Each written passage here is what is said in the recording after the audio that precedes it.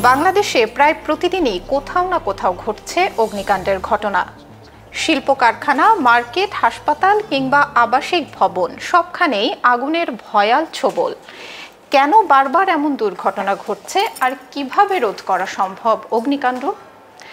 Fire service ও civil ডিফেন্সের পরিসংখ্যান বলছে 2020 থেকে 2024 সাল পর্যন্ত দেশে অগ্নিকাণ্ডের ঘটনা ঘটেছে 1,21,000-এরও বেশি।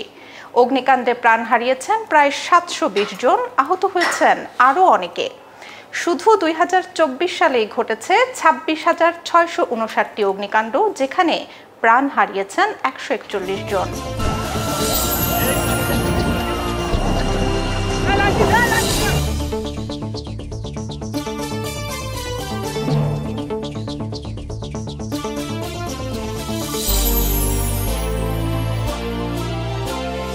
পুরান ঢাকার নিমতলী ট্র্যাজেডি 2010 সালে কেড়ে নিয়েছিল 124টি প্রাণ। 2019 সালে চকবাজারে 78 জন, বনানীর এফআর টাওয়ারে 26 জন নিহত হন। 18 অক্টোবর ঢাকার হযরত শাহজালাল আন্তর্জাতিক বিমানবন্দরের কার্গো ভিলেজে ভয়াবহ অগ্নিকাণ্ড ঘটে।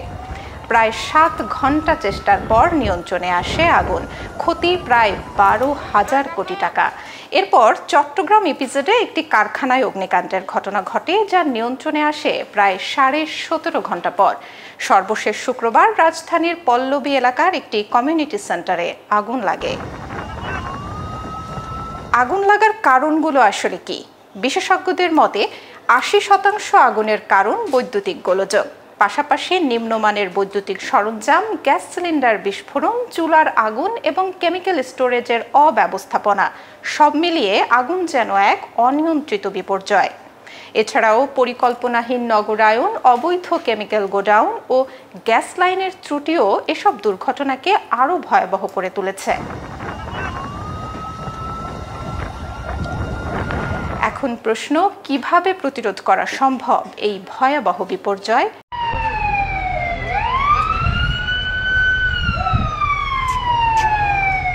ফায়ার সার্ভিসের মহাপরিচালক লেফটেন্যান্ট কর্নেল জিল্লুর রহমান বলেন, অগ্নিকাণ্ড প্রতিরোধে জনসচেতনতা, নিয়মিত তদারকি ও প্রশিক্ষণ অপরিহার্য। ভবন নির্মাণের সময় ফায়ার কোড অনুসরণ ও অগ্নি নির্বাপন ব্যবস্থা স্থাপন করতে হবে। গ্যাস সিলিন্ডার ব্যবহারে হতে হবে সচেতন। কেমিক্যাল গোডাউন স্থাপনে চাই সতর্কতা। বারবার অগ্নিকাণ্ড আমাদের সামনে এক কঠিন প্রশ্ন রাখে, আমরা কতটা প্রস্তুত? নিরাপদ বাংলাদেশ গড়ে তুলতে শুধু আইন নয়, দরকার সচেতনতা ও সম্মিলিত উদ্যোগ।